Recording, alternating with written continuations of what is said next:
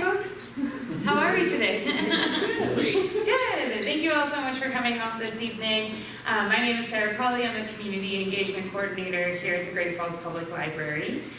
We always have lots of things going on, including talks like this, digital literacy courses, photography courses on Thursday.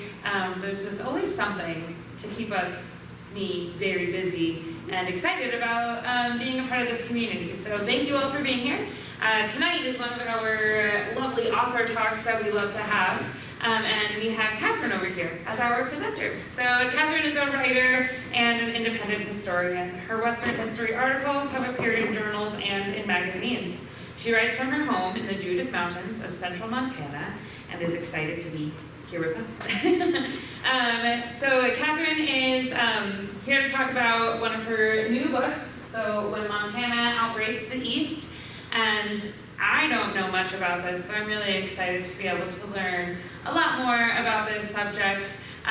Horse racing is something that's happened all around the world, all of the time, so let's get ready to learn something new about the 1886 to 1900 time frame.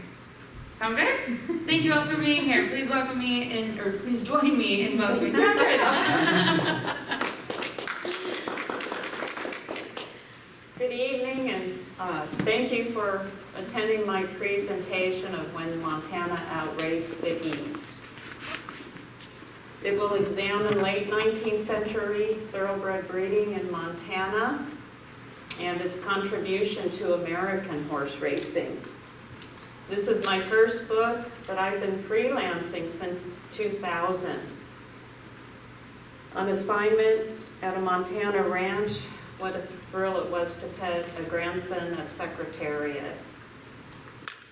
In hand with my freelancing, I'd have to comb through newspapers from the 1880s and 1890s, and I'd come across these little snippets that told of a Montana thoroughbred winning a major eastern race. And as Montana was still very much a frontier back then, I thought, I wonder how all that happened. And cursory research in 2011 told me that I had found a gem of a story. The Montana Historical Society was as intrigued about the Montana thoroughbreds as I was. My subsequent article for them in the Winter Circle, how Montana thoroughbreds upset the 19th century racing establishment, was published in their membership magazine, Montana, the magazine of Western History, in winter of 2014. And this article was the basis for the book. That article was the basis for the book. The dust jacket depicts Spokane, Montana's only winner of the Kentucky Derby, and the jockey is probably Thomas Kiley, who rode Spokane in the Derby. The work was done by artist Henry Stull, and Stull painted a lot of the very famous 19th century thoroughbreds.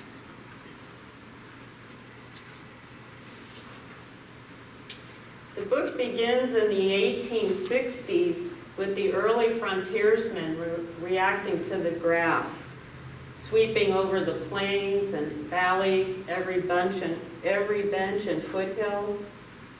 The concept of breeding thoroughbred horses on a frontier is owed to the grass, generally known as bunch grass, and it serves as the protagonist throughout the book.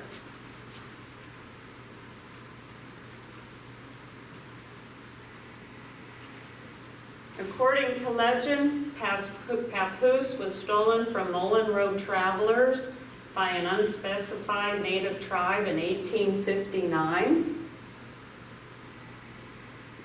Frontiersman Malcolm Clark likely acquired Billy Bay from his pagan Indian in-laws, and Clark sold Billy Bay to Mrs. Virginia Slade of Virginia City, and it was on the back of Billy Bay that she made her futile but desperate ride to save the life of her husband, Jack Slade, a murderer and gunslinger who was hanged in Virginia City by vigilantes in 1864. Caribou was imported to Helena from Saratoga, New York, by frontiersman Charles Williams. And peekaboo is accorded the distinction as the first full-blooded thoroughbred to be foaled in Montana.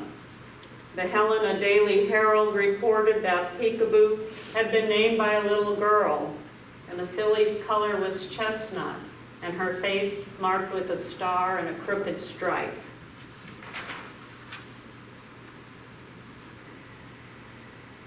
In the 1880s, Montana frontiersmen turned millionaires. Noah Armstrong of Twin Bridges, Samuel Larrabee of Deer Lodge, and Marcus Daly of Butte and Anaconda turned from speculation in valuable minerals to speculation in valuable horses. They hypothesized that Montana's bunch grass, high altitude, and mountain water would produce thoroughbred dynamos. Traditional horse racing circles in the East and West called the venture the Various Madness. Thoroughbred horses from out of the Montana frontier would be stumpy, undersized, and slow-footed, and some even predicted that dwarfs would be the outcome.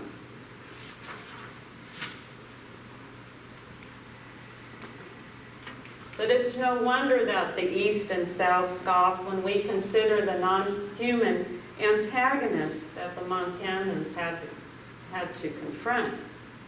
Communications were spotty and slow. Train travel risked injury to the animals and was stressful. More than 1,000 miles separated Montana from the eastern racetracks. Blizzards halted trains on their tracks for hours, even days, and thoroughbred nerves frayed. Railroad terminuses were likely hundreds of miles away, and the thoroughbred horses were trailed to and from the Montana ranches, and horse thieves and native tribes all posed threats. Both Samuel Larrabee and Marcus Daly purchased Palace horse cars. The cars were advertised as a substantially built stable on wheels for convenient, safe, humane, and economical transportation. And their prized racehorses traveled safely and comfortably. Our first frontiersman is Noah Armstrong. He farmed 123 acres in Blue Earth County, Minnesota. And life was probably pretty good for him, but he was restless and he felt a sense of urgency as gold seekers by the thousands rushed to California or the Pacific Northwest or the Rocky Mountains upon news of new gold strikes. In the Idaho Territory in 1862, prospectors struck bonanzas at Grasshopper Creek and Alder Gulch, and Armstrong, at age 40, decided to forego farming in exchange for adventure on the western mining frontier.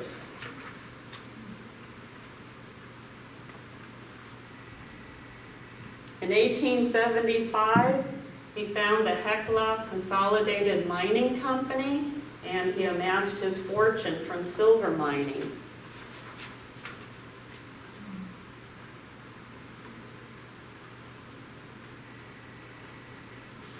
In 1882, he purchased a ranch in the Jefferson River Valley near Twin Bridges. He named the outfit Doncaster for his prize standard-bred stallion, described as a splendid black. And Noah himself designed the barn. The ground floor housed a 20-foot wide circular track for exercising and training the horses. He spent thousands of dollars stocking the barn with well-bred and expensive thoroughbred and standard-bred horses. And the barn, it still stands today and is listed listed on the National Register of Historic Places and is honored in the Montana Cowboy Hall of Fame.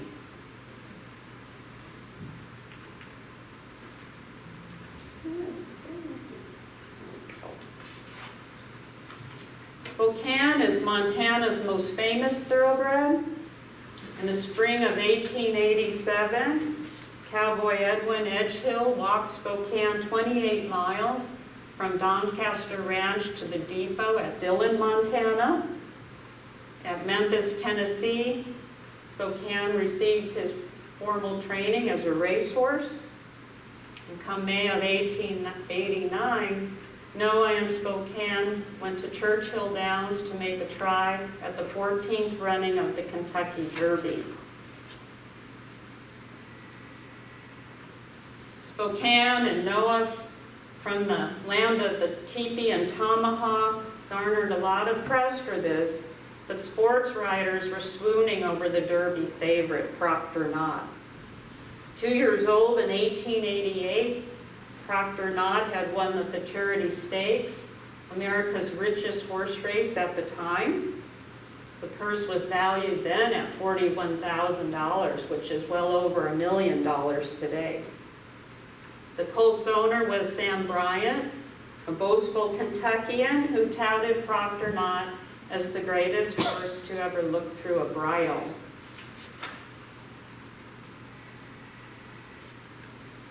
Spokane joined Proctor Knott and 5 other fiery 3-year-olds at Churchill Downs. And early in the race, it wasn't even close. At the half-mile marker, Proctor Knott led Spokane by 5 lengths. Spokane's jockey, Thomas Kiley, urged faster, and Spokane mounted an explosion of speed. And stride for stride and head for head, Spokane and Proctor Knott thundered down the home stretch, and 25,000 spectators screamed themselves hoarse. And at the finish, Spokane outbobbed Proctor Knott by a flaming nostril. That was how one sports writer described the margin by which Spokane defeated Proctor Knott. Even more painful to the Proctor Knott faithful, Spokane won the Derby in record time. And in the words of a San Francisco correspondent, the result was almost sickening to the vast throng of spectators. Most of them would have rather seen break his neck, and least of all, win the Derby from Proctor Knott.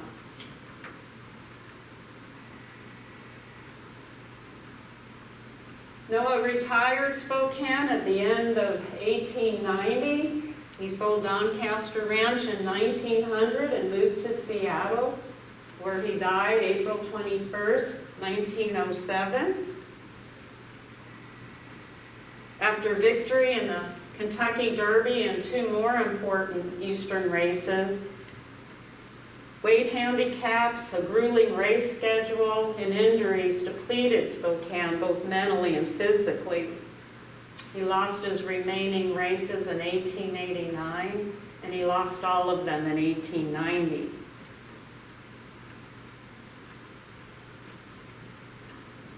So whatever happened to Spokane? His unknown fate became a great mystery and a source for Montana folklore. One account claimed he was returned to Doncaster Ranch after 1890 and died there, but advertisements for his stud service in Lexington in 1897 debunked that account.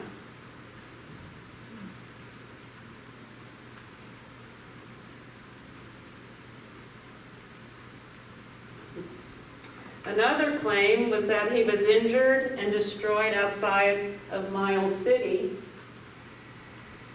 On a happier note, that he was retired to a ranch in Ennis, Montana, where he lived to the ripe age of 30.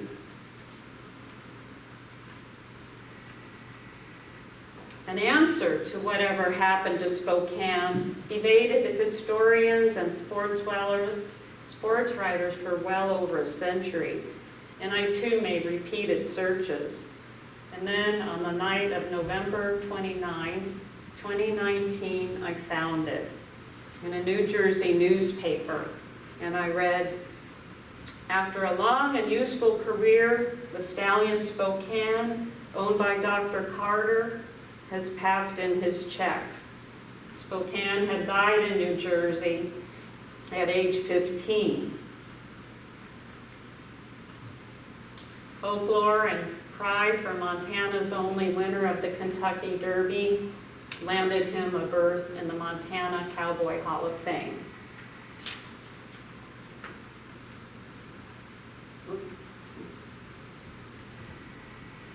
Our second frontiersman turned thoroughbred breeder is Samuel E. Larrabee. Customers who banked at his firm, Larrabee Brothers Bank, commended him for his inclination to lend money to a man on the grounds of his integrity instead of what he owned. Samuel co-founded Larrabee Brothers Bank, and the building still stands in Deer Lodge. Now it's a quilt shop, and it is on the National Register of Historic Places.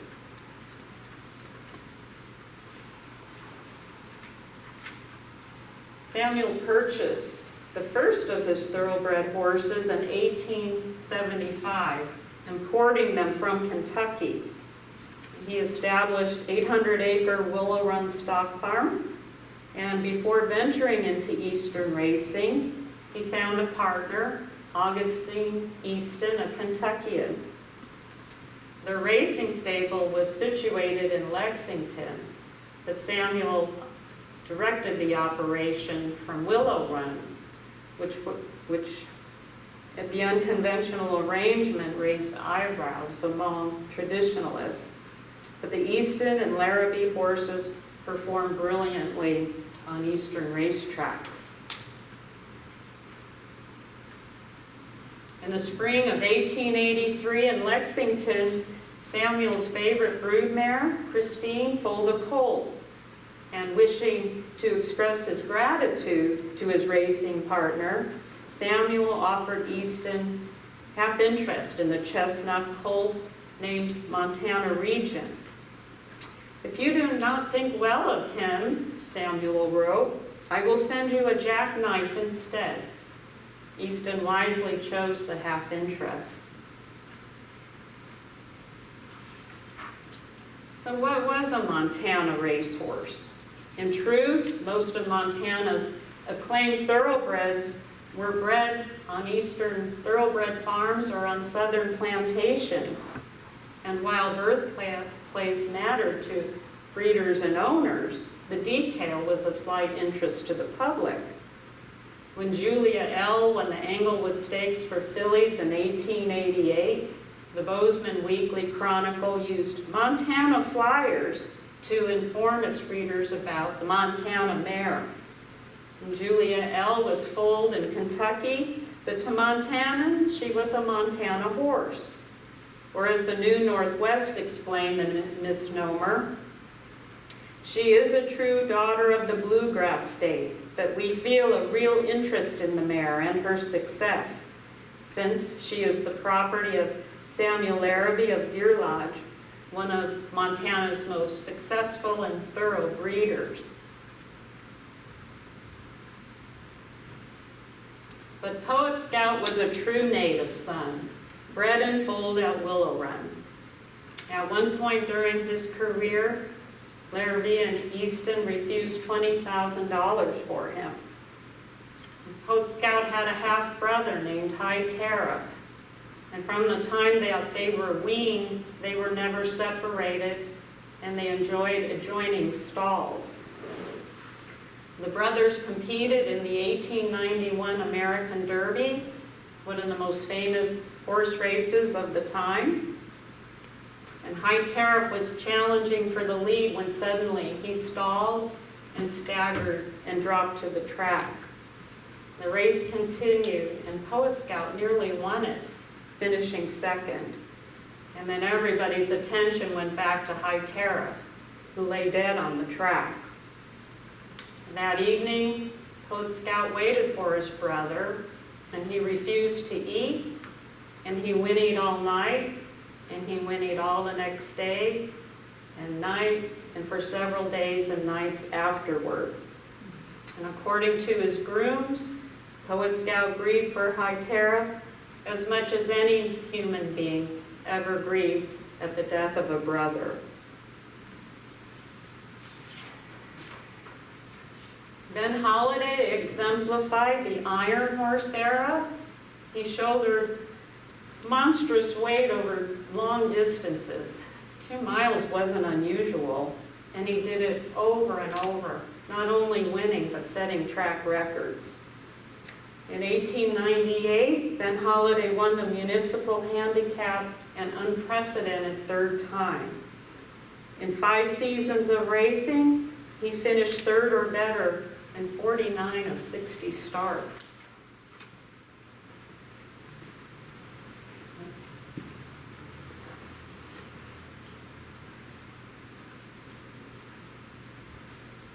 At 6.2 hands, Kinley Mack was tall and rangy and stood over a lot of ground. He was foaled in California but raised at Willow Run, where he literally ran into trouble. One day, he ran into a fence where he entangled his legs, and the more he tried to free himself, the more damage he did to his legs. But being a sweet-tempered horse, he allowed a caregiver to treat his legs weeks, maybe months. And in retrospective of his accident, horse racing historian Walter Vosberg noted, "The wonder is he ever accomplished what he did."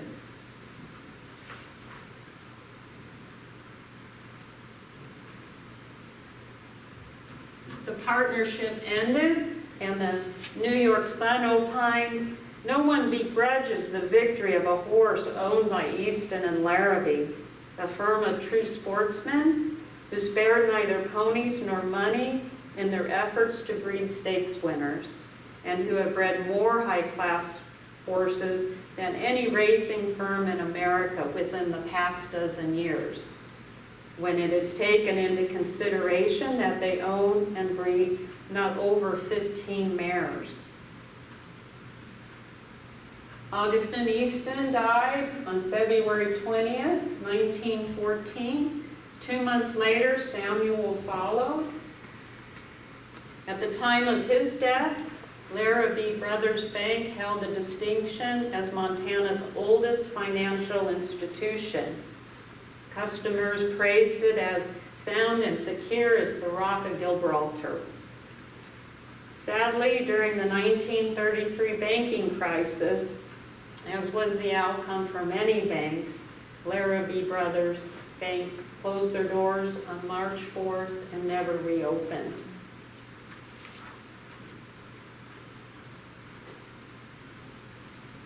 Our third frontiersman turned horse racing tycoon is Marcus Daly. Penniless immigrant Marcus, with little formal education to recommend him, found work as a newspaper boy, an errand boy. He worked in a leather works factory, and at work in the Brooklyn shipyards. That's where he heard tales of quick fortunes waiting in California's northern gold fields. Early employment in California included a shovel, but Marcus wasn't shoveling for gold. A farmer had asked him, "Can you dig taters?" And the dollars that Marcus earned digging potatoes made the grub stake that he used to get to the California gold fields.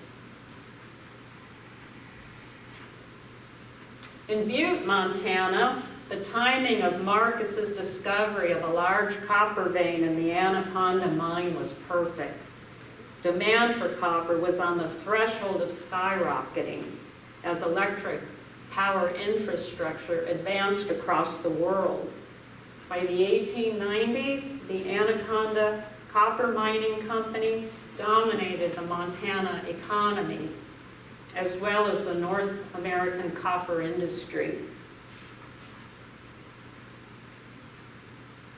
Marcus built a summer retreat called Riverside and a horse nursery called Bitterroot Stock Farm. The farm featured multiple stables, a horse hospital, horse bath, resident veterinarian, multiple exercise tracks, and housing for trainers, exercise riders, and stable hands. Montana was the first thoroughbred to bring fame to Marcus Daly and the Bitterroot Stock Farm. At 2 years old in 1890, Montana made 3 starts and lost all 3 races. In 1891, he made 9 starts and lost all 9. But Montana, however, embodies the Cinderella story we all love. In 1892, at the Suburban Handicap, the 11-horse field featured America's fastest thoroughbreds. And Montana managed to keep pace with them into the home stretch, but he still trailed the leader by 3 lengths. Jockey Snapper Garrison gave Montana a shove with his spurs, and Montana stormed down the track, winning the race by a head. Marcus Daly had bet $1,000 on Montana at 40-to-1 odds. On the day of the race, his winning ticket had burned in a fire, and his bad luck only grew worse. The bookmaker with whom he had made the bet had died, and Marcus was out $40,000. But a friend said, Mr. Daly didn't care about the money. What mattered to him was that Montana had won the race.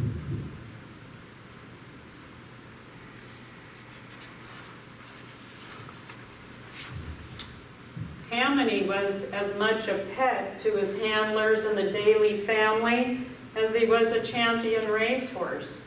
He nuzzled the puppies in his stall, and he gently nuzzled children who slipped into his paddock.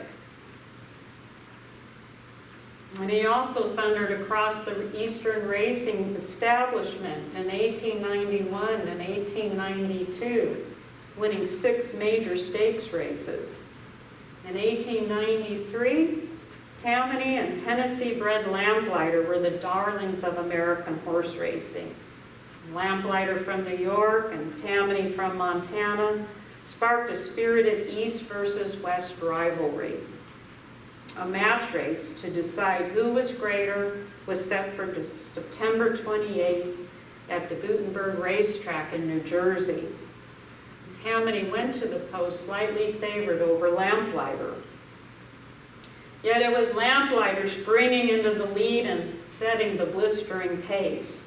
Through the first quarter mile, Tammany trailed Lamplighter by a long length. Jockey Snapper Garrison urged Tammany faster, and his swooping strides gobbled up Lamplighter's slim lead. At the finish, Tammany outraced Lamplighter by more than 3 lengths and set a new track record for the distance. On October 5th, Tammany journeyed back home to the Bitterroot, and no sooner had he arrived there when he became very sick, and the 2 veterinarians treating him were perplexed because medicine wasn't helping. The Bitterroot boys resorted to unconventional methods of their own, and as one of them told it, after 9 days of nursing, during which we fed him porter, ale, and champagne, he was on the road to recovery.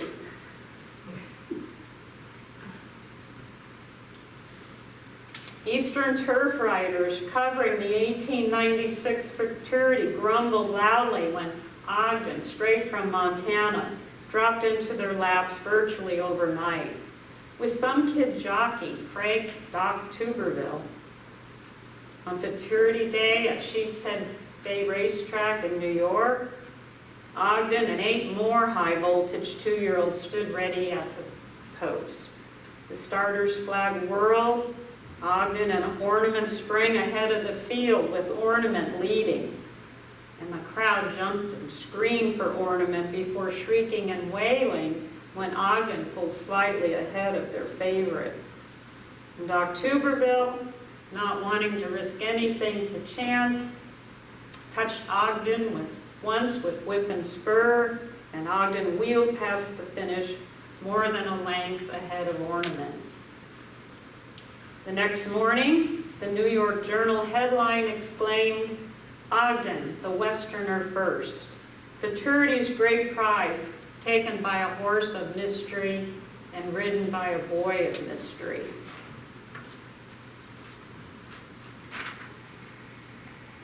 Scottish Chieftain is my favorite racehorse. After researching each horse extensively, I came to know them so well. Scottish Chieftain was a good racehorse. He wasn't a great one, but I think he's underappreciated for what he did accomplish. I never found a photograph or an illustration of him, but he must have been good size because Marcus Daly called him the big horse. And this is a copy of his pedigree card and a photo of his English-bred sire, Inverness, and his California-bred dam, Miss Darabin. Marcus had figured on winning the 1897 Belmont Stakes with Ogden, but in the final furlongs of that race, Ogden was nowhere in sight. Scottish Chieftain was head-to-head with the leaders, thundering toward the finish line and winning the race by a length. Ogden straggled in last. The next year, Scottish Chieftain raced on the Montana circuit in Great Falls, Butte, and Anaconda. He was sold in a Bitterroot stock farm sale in 1899.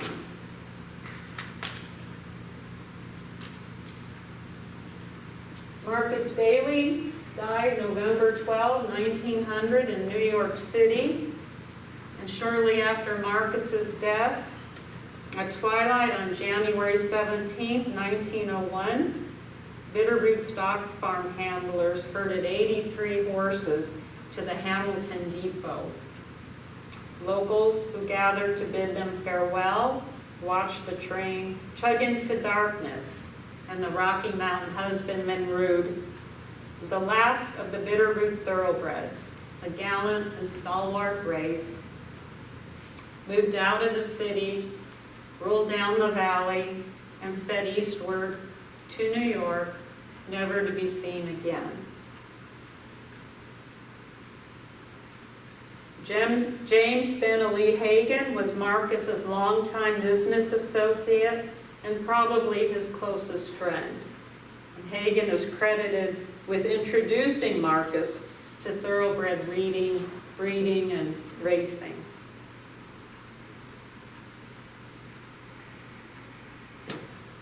The men had an extraordinary run with their horses, fast and spirited and acting out their quirks on famous eastern racetracks, and the nation's eminent turfmen, turf riders, and sporting publications repeated the names of the famed flyers from that nowhere in the West. And from quick-wired sprinter to weight-hauling iron horse, each shaped historical events, became fodder for local lore and regional pride, and stamped a Montana imprint on American horse racing.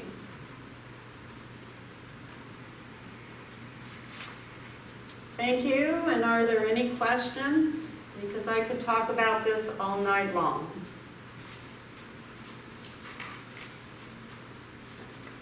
Well, thank you very much.